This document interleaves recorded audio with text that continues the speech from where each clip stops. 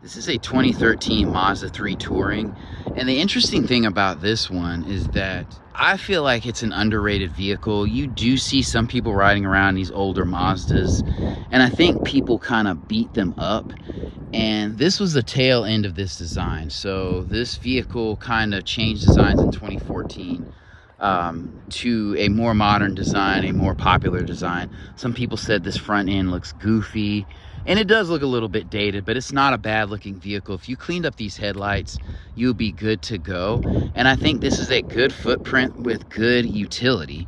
So this is a car that you could buy and hopefully pay a significant amount in cash and kind of just ride for as long as it'll last, or get it for your kids or something like that, or for yourself. I mean, this thing is rocking 16-inch wheels, so it'll be easy to get tires on. They're not low profile tires. If they fill out the wheel wells well, the paint is holding up well. Again, like I said, if you clean up the headlights, you have a really good vehicle with good utility. You have a little splash guard down there. I like the wheels on this car. It kind of reminds me of a Nissan Versa. So this, like, if I would buy this over a Nissan Versa, you know, let's take a look at the back. It doesn't have an automatic hatch, which is fine, but you know, it's low lift over, so you don't have to like heave stuff in, and you have a good amount of space. I think this is like equivalent to a standard trunk space on a Civic or Corolla. And if you fold the seats down, which they do go down with these buttons, you have a massive amount of utility if the shoulder belts don't catch the seats. So as you can imagine, you have a good amount of utility. And that carpeting, this is not basic carpeting.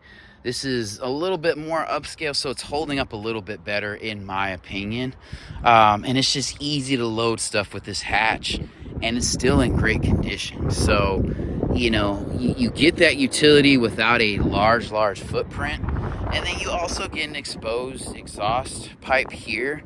And then you have rear cross traffic sensor there, it looks like. Let me see if you have anything in the front.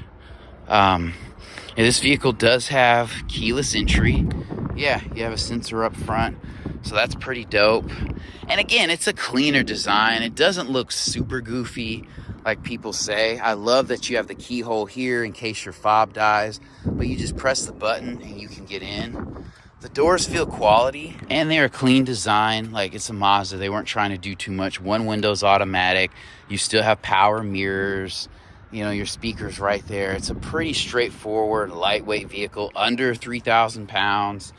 You're not sitting too low, and these doors open wide. So, like, you won't have trouble getting in and out, you know, if you have issues with your knees and legs. But if you're a larger person, it may feel a little cramped, like this isn't made for the biggest people. But the superpower in this vehicle is that it has a 6-speed transmission.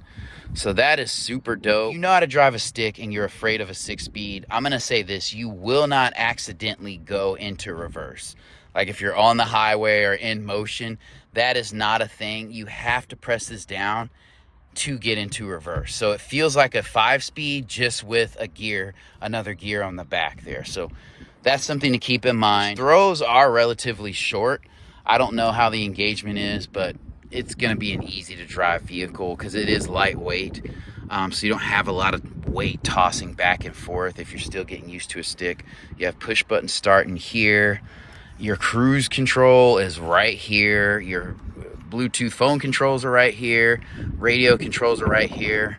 You know, this is pretty much all analog. You get a little digital in here, you know, which is fine with your trip and your odometer buttons there. This radio, I'm gonna say, like, is pretty super analog here, even for the time. So I think they did these radios in generations.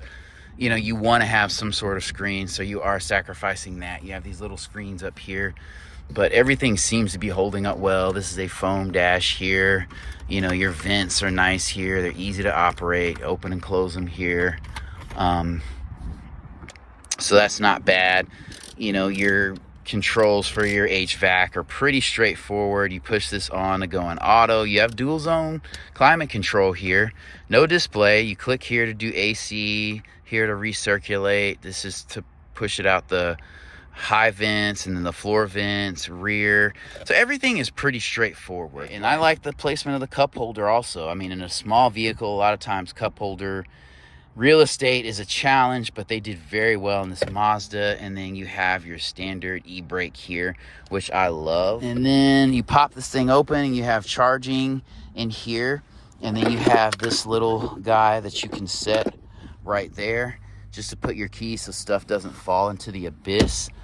This doesn't slide forward because it would hit the e-brake, but yeah, this is definitely a nice vehicle. It still feels solid. These doors have a good weight to them, and they open and close solidly, and they open wide. Again, if you are a very large person, this vehicle might be too small for you. So I had a 2014 and 2017. Check out my video on that from a couple years back. And the seats in my Mazda 3 hatchback definitely felt a little bit tighter than these. These have good bolstering, but I feel like if you're mid-sized, they don't feel like, you know, they're hugging you as much. They are firm, they're comfortable, like you can ride in these for hours, you can adjust your shoulder belt here, but yeah, they're not like racing seats, and they're not made for children too. So I feel like they kind of changed that to smaller seats when I got mine. This is your standard mirror here. You can flip the switch to kind of stop the glare of headlights behind you. You still have LED lighting in here. I think that's LED lighting, so pretty straightforward. Decent sized mirror here. These don't slide, nor do you have a light here, but again, this is not a luxury, near luxury, or even a mid-sized vehicle. So stepping out, it does sit a little bit lower to the ground, but not super low. Where you lose space here is getting into the back seat. So I had plenty of space up front. You know, I would have to move the seat up a little bit to be comfortable back here, but it's fine. You don't have a mat pocket here. You do have one here. You don't have any vents back here because it's a compact vehicle. And this is a look at the interior. So these seats are comfortable, and you can sit 4 adults comfortably. Yeah, I'm over 6 feet and I can move the seat up and still drive comfortably. Excuse me. And then you have your lighting here, so that's pretty straightforward. You can reach that from the front or the back. You have a headrest here. You don't have a third headrest here because chances are you're not going to have a passenger here, even though you have a center belt. So yeah, this is level 2, so if you put your drink in it, it's not going to tip and fall over and spill, so I love that. Getting in and out of this back seat, now if you're a larger person, it's not going to be great. The doors feel solid. I mean, they feel just as solid as any modern vehicle. This is a great alternative to like an older Corolla. If you wanted a smaller car and you wanted something with more space and just wanted to be a little bit different, you could get this vehicle. You know, it doesn't have automatic seats. Everything's going to be manual, but then you don't have to worry about anything breaking. Okay, and this engine is absolutely solid and all you need. This is my favorite engine for the Mazda 3. It is a 2-liter naturally aspirated engine with 155 horsepower and 148 pound-feet of torque. I'm not even sure if this thing is direct injected. If it's not, even better. You know, this is a very lightweight vehicle. I would say this vehicle probably weighs 2,800 pounds, so you don't need any more power than that. And with a 6-speed, you can get enough power with that transmission to ride and it be peppy and zippy. Here's your air box, here's your battery. You can change the spark plugs relatively easily. Your alternator's down there. You know, your coolant is there, but it's just going to be a very simple engine to work on. So not only do you get a car that you can just ride around and not worry about, you know, crazy repairs, but if you do have to get something repaired or you do want to work on it, you can. It's easier. I think this would be a good option for you if you just wanted something to beat around and you had like 10 grand to throw at it and not worry about like payments and stuff like that, or just very, very small payments. Like the back end doesn't look bad. The lighting looks good. You can tell it's an older design, but again, it's still going to be a solid, lightweight,